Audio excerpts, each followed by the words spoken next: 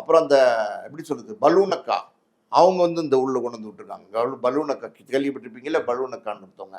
அவங்கள வந்து உள்ள கொண்டு வந்துட்டு இருக்காங்க. அவங்க கிட்ட அவர் போய் சொல்றாரு, அதாவது வந்து உங்க கண்ணு ரொம்ப அழகா இருக்குமா, ரொம்ப அழகா இருக்குமா உங்க கண்ணு அப்படிங்கிறாரு. போனோடனே வேலையை ஆரம்பிச்சிட்டாரு.